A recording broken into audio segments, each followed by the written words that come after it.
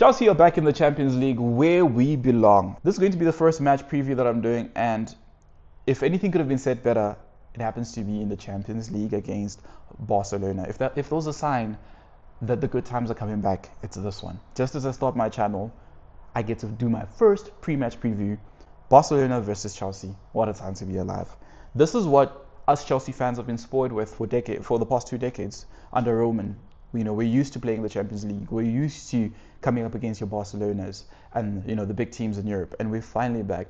What do I think is going to happen with this game? Coming off a win from beating Burnley 2-0, having so many players rested. Cole Palmer might be back. We'll talk about that. Reece James got to rest. Fofana is probably going to be available for that game. Estevao didn't play. So exciting. So exciting. To start off with, we'll start off with Cole Palmer. Cole Palmer has been shown training again, back in full team training, has been kicking a ball. Seems well. Enzo Maresca did have doubts. I did watch his pre-match conference. You know, said that Cole's back. Was a doubt that he'll play. You know, spoke about Barcelona. You know how they play and everything. And I do think, honestly speaking, we have an answer for everything. Maybe that's why I'll start off. We'll talk about Cole Palmer a bit later properly. That's why I think we have an answer for everything that Barcelona, the threat that Barcelona has. I've watched enough football of Barcelona because actually it's a very controversial statement, but I do like Barcelona as well. And I know it's very difficult to be a Chelsea fan and like Barcelona given the history, but well, I like both. And I'd say when I look at Barcelona, I know Pedri's not available at the moment. I think there's a few other unavailabilities. Rafinha's just come back from injury, if I'm not mistaken. Ferran Torres, I think, is not available, but we'll see. We'll see what happens with this game. But one thing I will say, in terms of the threats, Lamine Yamal is one of the obviously most spoken about. I think Cucurella will have him in his pocket. Cucurella has pocketed almost everyone. So I'm not really too fearful, as maybe other people have been, of the Lamine Yamal test. Because has Lamine Yamal been tested against Cucurella? You know, and they play in the same national team, so we'll see. Cucurella has been on a great run of form, so I think that'll be a very interesting matchup. I'm not saying Cucurella will win, I'm not saying Lamine will win, because I really do like both players and their potential and their abilities on the ball. Lamine attacking, and he's very, very confident, doesn't worry about who he's playing against, he just plays his football. Sometimes can be called cocky, and his lifestyle has obviously left a lot of questions and a lot of, you know, side eyes. But I really think it's going to be a great battle between the two. I'm excited to see that battle. I do think as well that in other positions, we've got Caicedo, we've got Reece James, we've got João Pedro, we've got Pedro Neto, we've got Ariando Garnacho to you know, battle on the other side. I don't know if they'll play Rashford or who the Barcelona will start with, but I think that's also going to be a very interesting battle. The key thing that I think for this game, for us to actually come out with a result, is Barcelona plays a high line. And I think if the tactics are set up right, we've got a lot of fast players on our wings. We should get a lot of space. I do think Barcelona will come out and be a bit more balanced, maybe not too high line-ish, because they will definitely know the threat that we possess. You know, João Pedro's running in, Garnacho running in, Gittins maybe running in, Estevao dribbling through balls, and I think that's where we get our goals. I think today is not about whether we will get chances, because I think there will be a lot of chances for us. This probably might be a high-scoring game. It could be a 4-4, it could be a 3-3, it could be a 5-3, it could be a 2-2. I do think Chelsea will win. I do think it'll probably be a 3-1 to Chelsea. I'll probably place a bet on it later on after this video, but I strongly think that Chelsea will win. All we need to do in this game is show up. As we did against PSG, as we do against the big teams. Chelsea is known for the big occasions, and we usually struggle with the smaller teams, and against the big teams we put up a good performance. This is why I'm very confident that the weekend against Arsenal, we probably win that game. Worst case scenario, I think we draw it. Tonight's game, I definitely think that we win that game. Whether it's a 4-3, a 3-1, I really strongly think it's going to be a 3-1, because I do think we're starting to get there even with the defense. I think Fofana might play. It's probably going to be Chalobah, who plays maybe Badiashile.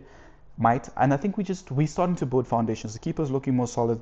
The defense, we've had a couple of clean sheets, really good performances so far. I do think in the middle, obviously Enzo, Caicedo, there's that balance and there's that partnership. We're going to dominate the midfield. Caicedo running, Enzo there. We'll probably squeeze in, I don't know, we could even possibly play Santos. I'll get into my lineup properly of what I think of the game. But I really do think that all we need to do is beat the high line, stay in the game, beat the high line. Not even stay in the game, attack them, actually. Barcelona doesn't really have the best defense. Everyone knows that. Yes, they can score a lot, but so can we. And even though, yes, they can score a lot, I really think they can concede a lot against this Chelsea team. Which leads me into my starting lineups. For the starting lineup for Chelsea, I'm only going to do Chelsea starting lineup. I really think we start João Pedro in the. If I was not re-experimenting, but going for it, what I would do is I play João Pedro in the 9, and I play Esteval in the 10.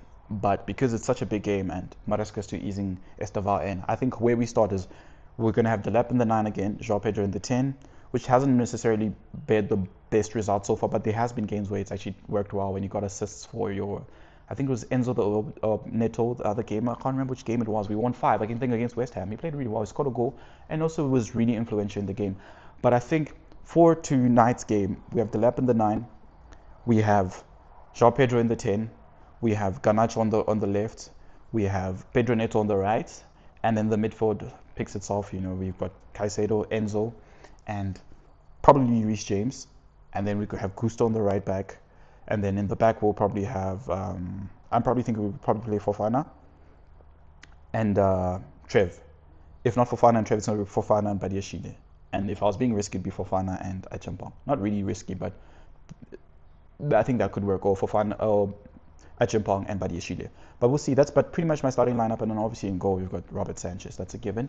And Cucurella. Let me not forget Cucurella. That will be my team for the starting lineup to beat Barcelona.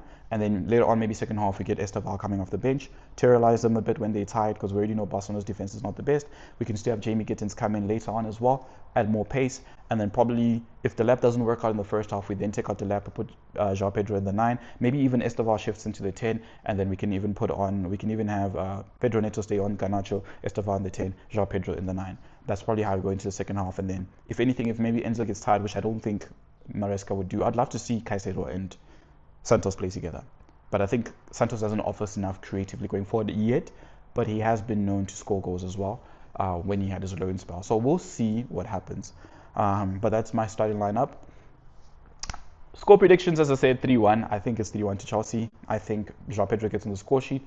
I think Delap gets on the score sheet and Garnacho scores. If not Garnacho, Neto or Enzo. Somewhere there. So let me know what you think of my starting lineup. Let me know what you think of my starting lineup in the comments, and let me know what you think would be the perfect starting lineup. Let me know your score predictions in the comments as well. And then just a quick story. Moving on to Cole Palmer. Cole Palmer is back in training now, as we've seen, and stubbed his toe, but it seems like he's okay. Maresca says he's not sure about him playing. I do think there's a world where Cole Palmer's on the bench at least, or maybe even starts. Maybe what if all of this was a gimmick and Cole Palmer was always going to start against Barcelona and play Arsenal, and this was just to throw off the opposition? What if Cole Palmer comes on and scores a hat-trick? Now that would be interesting against Barcelona, or at least provides a few assists or a brace, or Cole Palmer starts, Barcelona is completely rattled and we just beat them. We put them to the sword and we score 5. Very possible against Barcelona, honestly speaking. I really like what we did against PSG in the World Cup, in the Club World Cup, when everyone thought we were going to lose.